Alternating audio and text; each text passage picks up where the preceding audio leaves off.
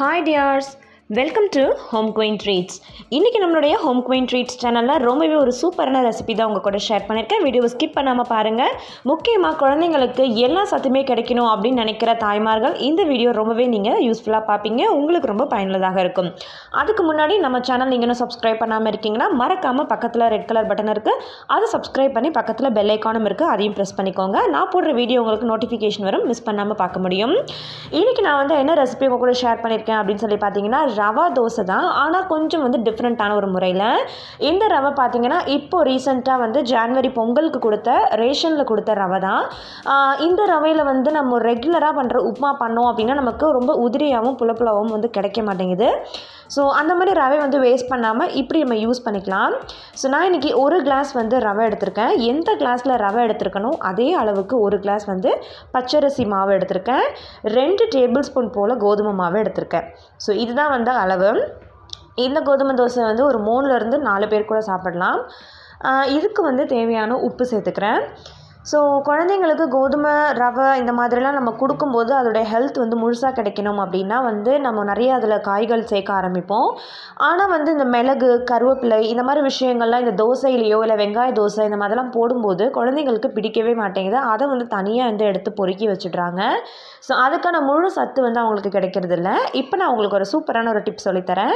இந்த சைஸ்க்கு நான் ஒரு இஞ்சி துண்டு எடுத்துக்கிறேன். அதையும் இந்த மாதிரி பொடி பொடியாக கட் பண்ணி போட்டுக்கிறேன். ஸோ பொதுவாகவே ரவா தோசை பண்ண போகிறோம் அப்படின்னா வெங்காயம் பொடியாக நறுக்கிக்குவோம். மிளகு, ஜீரகம், இஞ்சி இதெல்லாமே பார்த்திங்கன்னா அப்படியே நம்ம போட்டுருவோம். இஞ்சி சின்ன சின்னதாக கட் பண்ணி தான் போடுவோம். பட் இன்றைக்கி நான் என்ன போட்டிருக்கேன்றதை காமிக்கிறேன் பாருங்கள். எந்த அளவுக்கு நமக்கு ரவா தோசைக்கு மிளகு தேவைப்படுமோ அந்த மிளகையும் சேர்த்துக்கிறேன். ஒரு பச்சை மிளகாய் சேர்த்துருக்கேன். இதில் நான் இன்றைக்கி 3 கொத்து கருவேப்பிலை சேர்க்க போகிறேன்.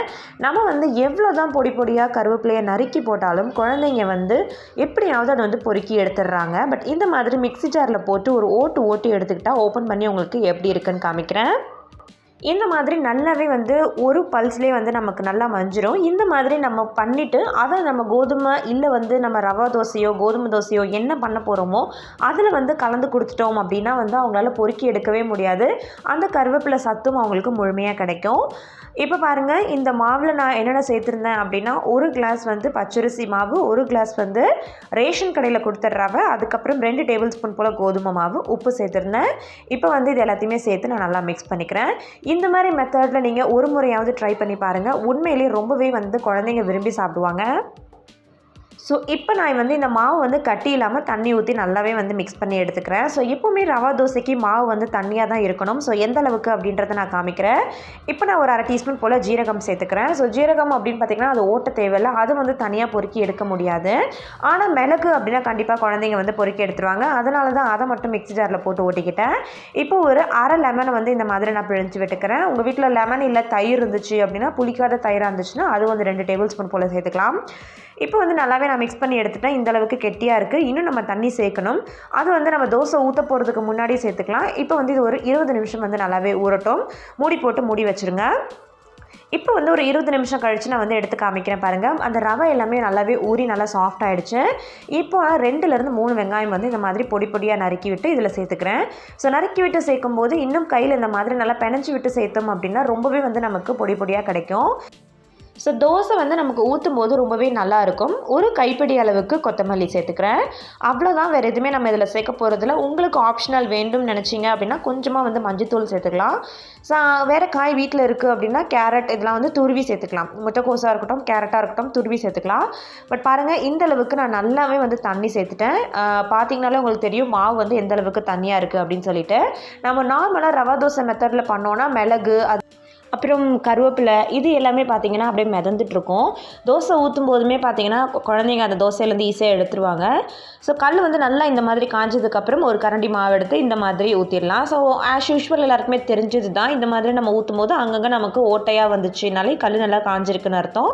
ஸோ நமக்கு நல்லா மெலிசாவும் மொறுமொறுப்பாகவும் வரும். உங்களுக்கு விருப்பம் இருந்தால் நீங்கள் திருப்பி போட்டுக்கலாம்.